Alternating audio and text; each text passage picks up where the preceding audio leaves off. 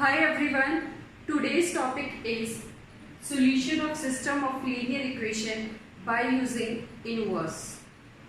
Let we have system of equations a1x plus b1y plus c1z is equal to d1. Now another linear equation is a2x plus b2y plus c2z is equal to d2. Next a3x plus b3y plus c3z is equal to d3. These are the linear equation which forms a system. Now we have to calculate the solution of these linear equations. Now these system of linear equations can be written as, ये हमारे पास तीन linear equations हैं. हमने matrix की application में भी पढ़ा था कि मैट्रिक्स जो होता है वो आपका लीनियर इक्वेशंस को रिप्रेजेंट करने के लिए यूज होता है. तो यहाँ पे हम इसको किस फॉर्म में लिख सकते हैं, ax is equal to b. These system of linear equation can be written in the matrix form, which is ax is equal to b, where a is coefficient matrix, where a is coefficient matrix. Coefficient matrix क्या है, x y z, जो आपके x y z है, coefficients of x y z form this matrix A. तो that is A क्या होगा हमारे पास, a1 b1 c1 a2 b2 c2 a3 b3 c3. This is the coefficient matrix which represent the coefficient of x, y, z, a1, b1, c1, a2, b2, c2, a3, b3, c3. Now next is x. X is variables. X क्या represent करेंगे, variable. X is equal to x, y, z. Means this is a matrix of variables. Next d1, d2, d3. B. What is B? B is the matrix which is formed by the constant which is present on the right hand side. तो D की यहाँ से हमारे पास B की value क्या होगी, B is D1, D2, D3. सबसे पहले क्वेश्चन में आपको क्या गिवन होगा, इक्वेशंस गिवन होंगी. अभी मैंने टाइप्स नहीं बताया इक्वेशन का, भी इसके साथ स्टार्ट करेंगे. These are the linear equations. इन लीनियर इक्वेशंस को हम मैट्रिक्स फॉर्म में कैसे लिख सकते हैं, Ax is equal to B, where A is the coefficient of matrix, coefficient matrix which is represent coefficients of x, y, z, x, y, z coefficients. X का coefficient is A, Y का coefficient is B1, Z का coefficient is C1. Next X का coefficient is A2. तो यहाँ x, y, z की coefficients से हमने matrix form की जिसका नाम है A. Next X is the matrix which is formed by the variables x, y, z. Next one is B. B is the matrix formed by the constant which is present on the right hand side of the equations. तो हमने इसको इस form में convert कर लिया. तो this is the application of matrix की. हम मैट्रिक्स की एप्लीकेशन में क्या कर सकते हैं कि लीनियर इक्वेशंस को मैट्रिक्स फॉर्म में कन्वर्ट कर सकते हैं जिससे वो इजीली कैलकुलेट हो जाए. नेक्स्ट इसके अंदर आता है कि जो हमारे पास लीनियर इक्वेशंस है वो कितने टाइप्स की होती है. They are two types of linear equations. Types, there are two types. First one is homogeneous and second one is non homogeneous. There are two types of linear equations. First one is homogeneous, second one is non homogeneous. ये इसके बाद discuss करेंगे. हमने ax is equal to b निकाल लिया. अब हमें क्या करना है, सॉल्यूशंस निकालने हैं of system of linear equation by using inverse. हम क्या कर रहे हैं, by using inverse. Inverse क्या होता है, adjoint of A divided by modulus of A. तो यहाँ से हमारे पास ax is equal to b आया. तो ax is equal to b से हम inverse कैसे निकालेंगे, हम क्या कर सकते हैं, प्री मल्टीप्लाइंग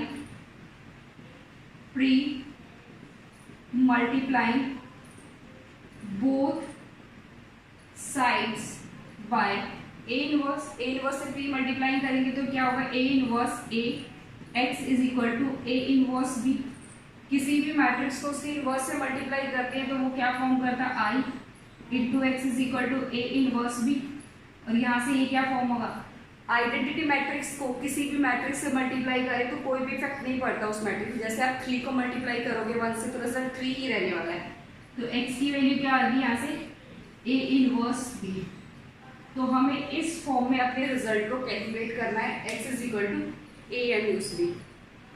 तो सोल्यूशन निकालने के लिए सबसे पहले हम क्या करते हैं, सोल्यूशन निकालने के लिए सबसे पहला है कि आपके पास जो लीनियर इक्वेशंस गिवन है उनको मैट्रिक्स फॉर्म में कन्वर्ट कर लो। कैसे कन्वर्ट करेंगे, ax is equal to b के फॉर्म में।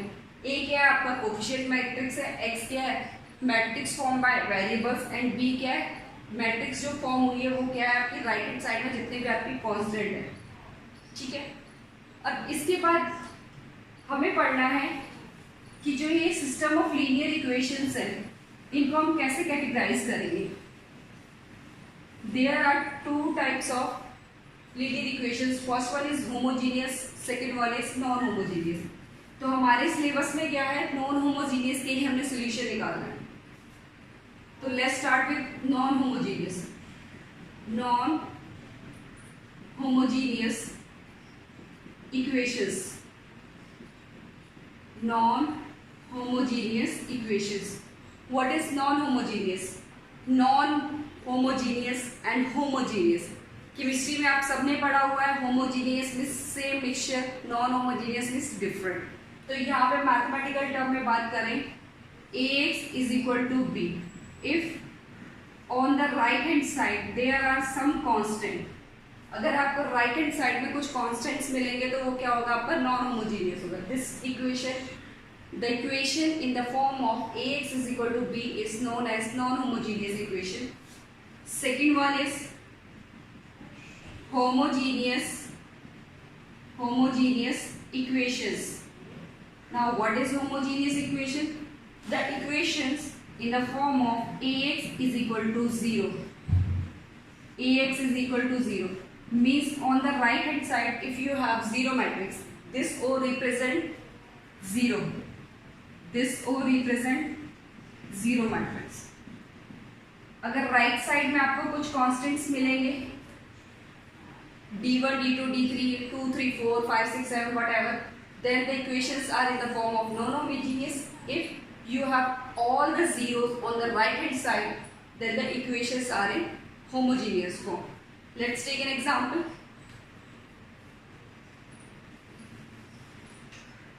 Examples.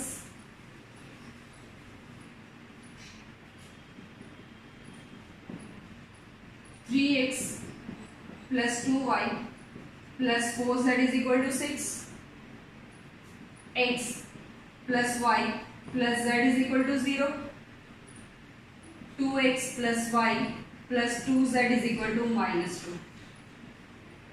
These are the examples of non-homogeneous because we have some constants on the right hand side. If all these values are 0, then it is homogeneous. This is the example of non-homogeneous. Now, what is homogeneous? X plus y plus z is equal to 0. 2x plus 2y plus 3z is equal to 0. y plus 6z is equal to 0. These are the examples of homogeneous equations. ये हमारे पास क्या है, homogeneous equations. These are very simple. Non-homogeneous, what is the basic difference between non-homogeneous and homogeneous? If you have right hand side, if there are some constant in the right hand side of the equation, then these are non-homogeneous. If all the values on the right hand sides are 0, then these are homogeneous equation. In our syllabus only we have to calculate the solution of non-homogeneous equation. We will focus on these type of equation which are non-homogeneous. Next term, there are some terms which are related to your solution. First one is consistent, second one is inconsistent. What are consistent systems या consistent solution? consistent, important terms. We can say that important terms. First one is consistent system. Consistent system. The systems which has only one or more than one solution. The system which contains one or more than one solution. Consistent system का मतलब क्या होता है? ऐसे system जिनका कोई ना कोई सॉल्यूशन एग्जिस्ट करेगा वो होंगे हमारे कंसिस्टेंट. कंसिस्टेंट हमारे टू टाइप्स के होते हैं. एक होता है यूनिक, नेक्स्ट है infinite. Next is infinite. There are two types of solution. First one is unique. As its name indicates, unique means single values, infinite means more than one value. Second is inconsistent. Second one is inconsistent system. The system which contains no solution, means the system which have no solution. System which has no solution is known as inconsistent. Now we have two types of systems. First one is consistent and second one is inconsistent. What is consistent? The systems which contains only one or more than one solution is known as consistent system. And next is inconsistent system. The system which contains no solution is known as inconsistent. There are two types of consistent. First one is unique and second one is infinite. Unique means one solution, infinite means more than one solution. Next is how we can check consistency of the system. How can we check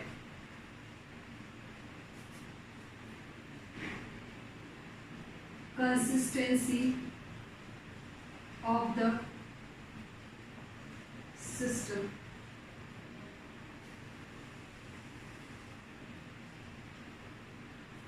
We have two types of equations, non-homogeneous and homogeneous equation. First, non-homogeneous equations. What are the various steps which we are using to check the consistency of the system for non-homogeneous and in parallel we can do for homogeneous. The equations in the form of Ax is equal to b are non-homogeneous. The equations in the form of Ax is equal to 0 are the homogeneous. तो बच्चों हमें करना क्या है? Equation given होगी, उनको हमें सबसे पहले मैट्रिक्स फॉर्म में कन्वर्ट करना है. पहले हमें देखना है these are non-homogeneous और homogeneous. अगर आप इनको कन्वर्ट करते हो Ax is equal to b की फॉर्म में तो non-homogeneous, और राइट हैंड साइड में अगर आपको 0 मिलता है तो होमोजेनियस. उसके बाद नेक्स्ट स्टेप क्या है? After conversion of equation in the matrix form we need to check determinant of A. What we need to check? Determinant of A. This is the symbol of determinant. We need to check determinant of A. Same here. We need to check determinant of A. अब जब आप determinant of A check करोगे, it may be 0 और it may be not equals to 0. If it is equal to 0, अगर आप determinant A की value निकालते हो या तो ये 0 के इक्वल आएगी या फिर आपकी ये आएगी not equal to 0. If it comes equal to 0, what happened? If it comes not equals to 0, then what happens? First, we have to convert the equation in the matrix form. After that, we need to calculate determinant. Then we check the value of determinant is 0 or not equals to 0. If it is not equals to 0, then we can say that the system is consistent. System is consistent. The system is consistent and unique solution exist. हम क्या कह सकते हैं कि जो हमारे पास system है वो क्या होगा, कंसिस्टेंट होगा और उसका सॉल्यूशन क्या होगा, यूनिक होगा, which is given by x is equal to a inverse. सबसे पहला काम मैट्रिक्स फॉर्म में कन्वर्ट करना है, उसके बाद डिटर्मिनेंट ऑफ a कैलकुलेट करना है। अगर डिटर्मिनेंट ऑफ a की वैल्यू नॉट इक्वल टू 0 आती है तो हम कह देंगे जो हमारा सॉल्यूशन आएगा वो क्या होगा, कंसिस्टेंट होगा और यूनिक होगा। किससे गिवन होगा, वो किसके थ्रू निकालेंगे, x is equal to a inverse की। अब इधर आते हैं, if the value of determinant is 0, it may be consistent और inconsistent. It may be consistent or inconsistent. Consistent means one solution or more than one solution. One solution का case आ गया आपका इधर। अब यहाँ देखो, अगर ये 0 है तो हमें नहीं पता हमारा सॉल्यूशन कंसिस्टेंट है या इनकंसिस्टेंट, तो फर्दर हम चेक करेंगे। फर्दर क्या चेक करेंगे, नेक्स्ट स्टेप में निकालेंगे adjoint of A dot B. Means adjoint of A को हम किससे मल्टीप्लाई करेंगे, बी से मल्टीप्लाई करेंगे, adjoint of A into B. अब यहाँ देखो, adjoint of A into B जो हम निकाल रहे हैं ये इक्वल टू 0 हो सकता है और ये नॉट इक्वल टू 0 भी हो सकता है। सबसे पहले हमने डिटर्मिनेंट ए निकाला, डिटर्मिनेंट ए की वैल्यू या तो 0 होगी या नॉन 0 होगी। इफ इट इज नॉन 0 तो हम कह देंगे हमारा सॉल्यूशन कंसिस्टेंट है और यूनिक सॉल्यूशन एग्जिस्ट करेगा जिसकी वैल्यू होगी x is equal to a inverse b। Next case में if it is equal to 0, अगर ये इक्वल टू 0 है तो हमारा सॉल्यूशन क्या होगा, कंसिस्टेंट भी हो सकता है, इनकंसिस्टेंट। वो किस पे डिपेंड करेगा, वो डिपेंड करेगा adjoint of a into b पे। अगर adjoint of a into b not equal to 0 है तो हम बोल देंगे इनकंसिस्टेंट है सॉल्यूशन, इनकंसिस्टेंट और नो सॉल्यूशन। इनकंसिस्टेंट का मतलब क्या होता है, जिसका कोई सॉल्यूशन एग्जिस्ट ना करे, इनकंसिस्टेंट और नो सॉल्यूशन। अगर ये इक्वल टू 0 है तो हम बोल देंगे consistent infinite solution, consistent infinite solution. तो मैंने आपको पहले भी बताया कि कंसिस्टेंट के अंदर हमारे दो अप्रोच होती है, एक यूनिक सॉल्यूशन की अप्रोच होती है और एक इनफाइनाइट। कंसिस्टेंट से हमें या तो यूनिक सॉल्यूशन मिलेगा या फिर हमें क्या मिलेगा, इनफाइनाइट सॉल्यूशन मिलेगा। तो अगर हमारे पास ये 0 आ जाता है तो हमने इसको दो कैटेगरीज में डिवाइड कर दिया, कंसिस्टेंट और इनकंसिस्टेंट। इनकंसिस्टेंट का केस तब आता है जब adjoint of a into b not equals to 0 हो जाए, तो इसका क्या मतलब होगा कि सॉल्यूशन इसका एग्जिस्ट ही नहीं करेगा, कोई भी नो सॉल्यूशन। और ये इक्वल टू 0 तो हम कह देंगे कंसिस्टेंट और infinite solution. On the other hand same with homogeneous. Homogeneous के केस में if it is coming equal to 0 and it is coming not equals to 0, there are two possibilities. First one is equal to 0, second one is not equal to 0. If it is equal to 0, the solution is consistent, the solution is consistent, the solution is consistent, comma non-zero। हमारा solution क्या हो सकता है, consistent होगा और non zero होगा। इसको हम बोलते हैं non trivial solution. Non trivial solution means अगर determinant of a equal to 0 आ जाए तो हमें सॉल्यूशन कैसा मिलेगा, कंसिस्टेंट मिलेगा, बट कैसा मिलेगा, नॉन जीरो मिलेगा। कंसिस्टेंट बट यहाँ हम लिख सकते हैं non zero. On the second hand if it is not equal to zero, अगर ये नॉट इक्वल टू जीरो है तो हमें सोल्यूशन क्या मिलेगा, again it is consistent, solution मेरा कंसिस्टेंट ही होगा, बट कंसिस्टेंट होगा, consistent end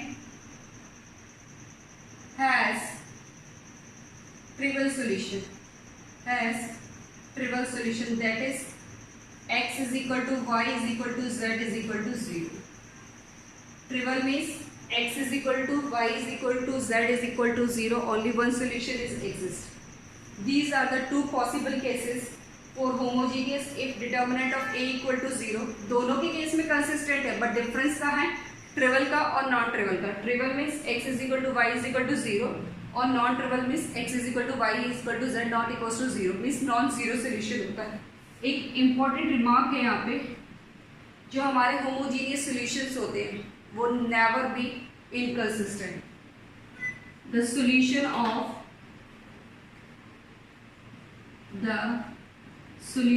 of non homogeneous equations never be inconsistent. This is the most important flow chart to identify whether the system is consistent or inconsistent. This is for non-homogeneous, this is for homogeneous. These are the most important. Your 4.6 is totally based on this chart.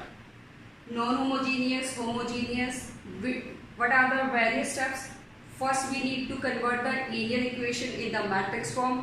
Second one, calculate determinant of A. Third one, check whether it is consistent or inconsistent. It depends upon the value of determinant of A. If it is not equal to 0, then we can simply say the system has unique solution which is given by x is equal to A inverse B. Next thing, if it is equal to 0, then it depends upon adjacent of A into B. If it is adjacent of A into B not equal to 0, then the system is inconsistent and has no solution.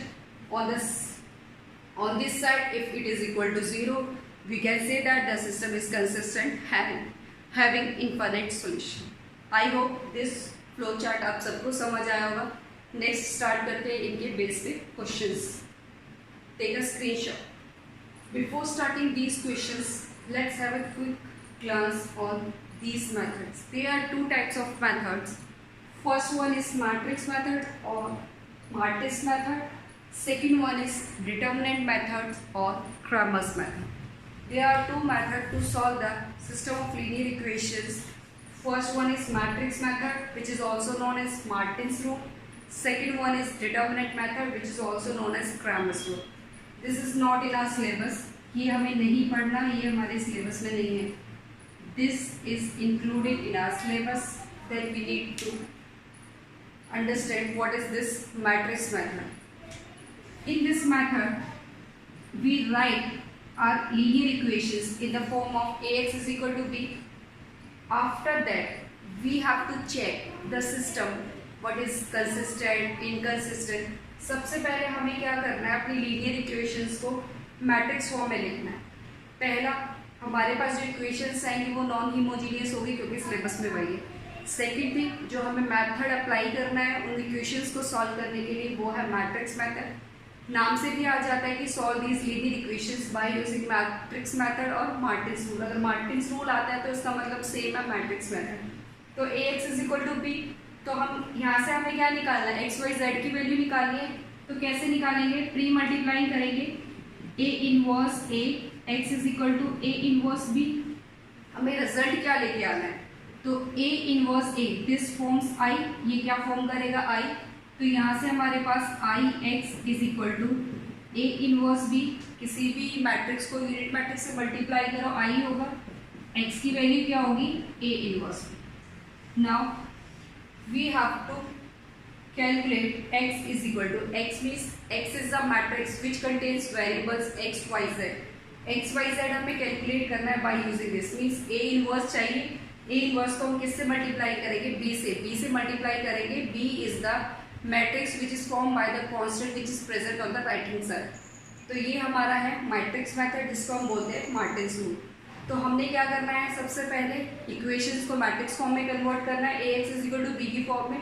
फिर हमने check करना है अपना system, means उसकी consistency क्या है, by using these parameters. ये हमारे पास कुछ पैरामीटर्स हैं जो हमें बताते हैं कि हमारा सिस्टम कंसिस्टेंट है, इनकंसिस्टेंट है, यूनिक है, इनफाइनाइट है, नॉन सोल्यूशन है। उसके बाद हमने क्या अप्लाई करना है, अपना मैट्रिक्स मेथड। मैट्रिक्स मेथड को अप्लाई करके ही हमें क्या पता चलेगा कि हमारे एक्स वाई जेड की वैल्यू क्या है। तो हम स्टार्ट करते हैं question number 1।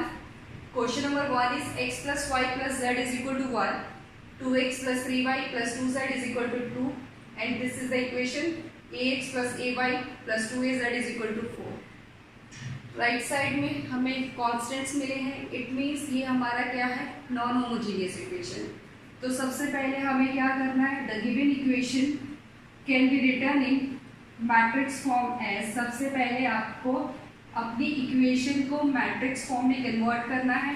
What is matrix form for non homogeneous, it is ax is equal to b, it is ax is equal to b। उसके बाद नेक्स्ट स्टेप क्या है, डिटर्मिनेंट कैलकुलेट करना है। Determinant of a not equals to 0, it means solution unique है, consistent है और independent है। अगर हमारा determinant of a equal to 0 है, फर्दर भी चेक करेंगे adjoint of a dot b। If it is 0 then we can say that the solution is infinite, consistent and dependent. After that, if it is not equals to 0, then we can easily say that it is no solution, it contains no solution or the system is inconsistent. This is for homogeneous equations. If determinant of a not equals to 0, system is consistent but has trivial solution. If it is equal to 0, then it has non-trivial solution. Solution of equation number 1. The given equation, the given system of linear equations can be written in the form of, आप उसको कैसे लिख सकते हो, ax is equal to b, where a is coefficient of x, y, z, x, y, z. Next is 2, 3, 2. Next is a, 2, a. ठीक है, तो ये आ गया आपके पास। x की वैल्यू क्या है, x is x, y, z and what is b? b is 1, 2, 4. Okay. Now first we need to calculate determinant of a. What is determinant of a? 1, 1, 1, 2, 3, 2, a, 2. Expanding r1, expanding r1। जब भी हम determinant को expand करते हैं row wise या column wise, सबसे पहले हमें ध्यान देना होता है साइन का। रो 1 को एक्सपेंड कर रहे हैं, this is plus, this is minus, this is plus, तो क्या मिलेगा 1। जब भी आप एक्सपेंड करोगे, कैसे एक्सपेंड करोगे, first row first column, remaining element these 3 into 2a, this is 6a minus 2a, next is minus 1, in which row and column minus 1 is lies 1 and taking negative sign.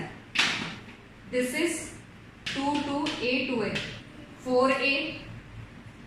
4a minus 2a, next is plus 1, this is 2a minus में 3a, 6a minus 2a is 4a, 4a minus 2a is minus 2a, 2a minus 3a is minus a.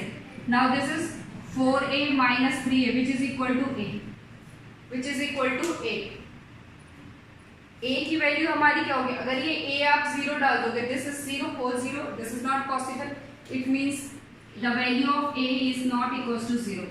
अगर आपका determinant of a not equals to 0 तो check करो कौन सी category में आ रहा है, this one, which implies determinant of a is not equals to 0 means the system is consistent. हमें check करना था consistency means it is consistent और इनकंसिस्टेंट। तो determinant of A is not equals to 0 which implies the system is consistent. तो main है हमारा determinant. Determinant check करो, if it is not equals to 0 the system is consistent, if it is equal to 0 then it may be consistent, inconsistent, which depends upon the value of adjoint of A into B. Okay. Now next question is x plus 3y is equal to 5, 2x plus 6y is equal to 8. अब इसको check करते हैं, ये consistent है या आपका inconsistent है। Question number 2, तो इसको आप मैट्रिक्स फॉर्म में कैसे लिखोगे? Solution of question number 2 matrix form में लिखना है आपको। ax is equal to b where a is equal to, a क्या है आपके पास 1, this is a 2 by 2 matrix, 1 3 2 6। x की वैल्यू क्या है? x is xy and b is 5,8। इसको हमने मैट्रिक्स फॉर्म में लिखा। उसके बाद हम चेक करेंगे determinant of A. Determinant of A 2 by 2 का है, कैसे निकालते हैं? This minus this, 6 minus 6 is equal to 0। अब चेक करो, if determinant of A equals to 0 means it may be consistent और इनकंसिस्टेंट। डिपेंड किस पे करेगा? Adjoint of A into B, which it may be consistent or inconsistent. Now we need to check, हमें क्या check करना पड़ेगा? We need to check adjoint of A dot B निकालना पड़ेगा। adjoint of A dot B, एक तो आपके पास ये है कि आप माइनस निकालो, कोफैक्टर्स निकालो। सेकेंड थिंग आप क्या कर सकते हो, एडजॉइंट निकालने का आपका सिंपल तरीका होता है 2 by 2 का। तो एडजॉइंट ऑफ ए क्या होगा? मैं डायरेक्ट लिख रही हूँ, what is adjoint of A? Adjoint of A is, हम क्या करते हैं? इंटरचेंज करते हैं किसको? प्रिंसिपल डायगोनल के एलिमेंट्स को। इसको इंटरचेंज करो, ये 6 हो गया, ये 1 हो गया। उसके बाद यहाँ क्या करेंगे? साइन को चेंज कर दो, -3 -2, this is adjoint of A. अब हमें क्या करना है? इसको मल्टीप्लाई करना है। Adjoint of A dot B which is equal to B is 5 8, तो हम इसको लिख सकते हैं 6 -3 -2 1 5 5 8। This is your B, this is your A. उसके बाद आप देखो, this is a 2 by 2 matrix and this is 2 by 1 matrix. Compatible है? Yes, it is compatible. Number of columns in first matrix is equal to number of rows in second matrix। तो हमें order क्या मिलेगा? यहाँ से 2 मिलेगा और यहाँ से क्या मिलेगा? 1। 2 by 1 चेक करो, 6 into 5 30, ये कितना हो गया? 30 -3 into 8 -24, next -10 plus 8, the value is 6 -2, the value is 6 -2 means adjoint of A dot B क्या आ गया हमारा? not equals to 0। कैटेगरी क्या है हमारी? डिटर्मिनेंट ऑफ A 0 के इक्वल है but adjoint of B not equals to 0 है। तो इसका मतलब इसका सोल्यूशन क्या होगा? इनकंसिस्टेंट। इसका सोल्यूशन क्या होगा? Inconsistent. The solution is inconsistent. इतना क्लियर होगा? सबसे पहले आप डिटर्मिनेंट ए कैलकुलेट करोगे। Determinant of A if it is equal to 0 then we need to check adjoint of A dot B. If it is not equal to 0 this term then no solution exists, means it is inconsistent. If it is equal to 0 then it contains infinite solution।